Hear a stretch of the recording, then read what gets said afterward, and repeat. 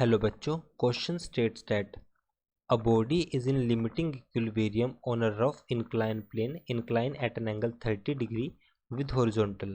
Calculate acceleration with which body will slide down when inclination of a plane is changed to 45 degree.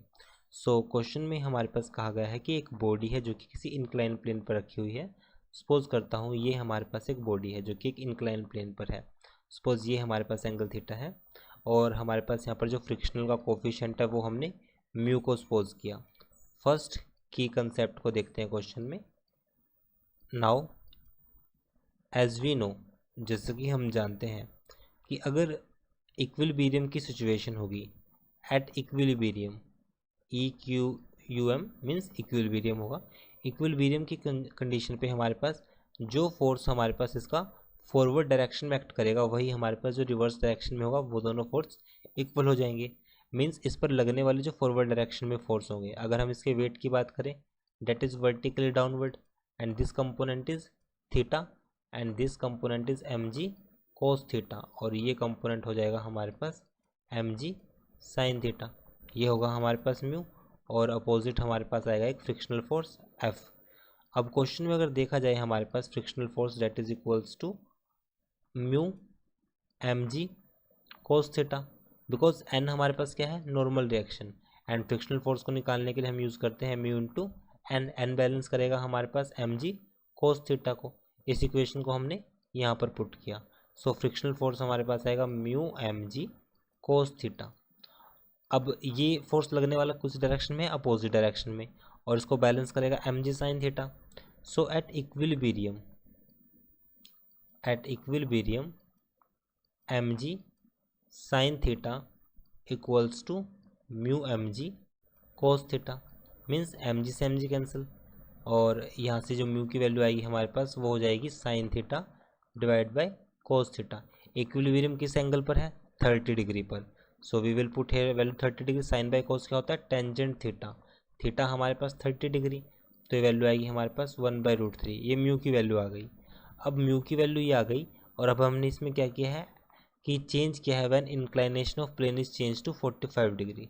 तो angle कहाँ से कहाँ change हुआ है, 30 degree से 40 डिग्री, 30 डिग्री से 40 डिग्री में चेंज हुआ है.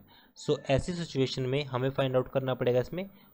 सो calculate the acceleration. So acceleration find out करने के लिए बॉडी पर लगने वाला net force that is equals to mass into acceleration. और नेट फोर्स क्या होगा, क्योंकि एक तो हमारे पास में फॉरवर्ड डायरेक्शन में, एक रिवर्स डायरेक्शन में, उस वक्त फॉरवर्ड डायरेक्शन क्या हो जाएगी हमारे पास एम जी साइन थीटा नॉर्मली, और बैकवर्ड लगने वाला फ्रिक्शनल फोर्स एफ, ये वैल्यू आ जाएगी हमारे पास नेट फोर्स. सो सिंपली ये वैल्यू हमारे पास नेट फोर्स के इक्वल है. तो यहाँ से ए के लिए हमारे पास जो इक्वेशन बनेगी, A equals to M ji sine theta minus mu M G cos theta divide by M. M सब में हमने कॉमन लिया, एम कैंसिल हो जाएगा. तो यहाँ पे हमारे पास इक्वेशन बचेगी simple, g sine theta minus mu g cos theta. So this value equals to, equation को पुट करते हैं, जी की वैल्यू एज इट इज रहेगी और साइन एंगल कितना चेंज किया हमने, 30 से कितना हो गया हमारे पास 40 डिग्री. क्वेश्चन के अकॉर्डिंग 30 से 40 डिग्री हमने यहाँ पे यूज़ किया है. सो this value is sine 45 and mu की वैल्यू हमने फाइंड आउट की थी 1/√3 एंड जी हमारे पास कॉमन है ऑलरेडी, और एंड कोस 45 इज 1/√2. साइन 45 भी क्या आएगा हमारे पास 1/√2 minus 1 this value is √6. Equation को सोल्व करते हैं जी, एलसीएम हमारे पास आएगा √6 and this value is √3 minus 1. अब इक्वेशन में हम वैल्यू को पुट करते हैं. सो this value is, on solving this value, √3 minus 1 and this value divide by 6 है. एंड जी की वैल्यू को हम यहाँ पर 10 यूज़ कर सकते हैं. Now g is 10 and this value is √3 minus 1 divide by 6.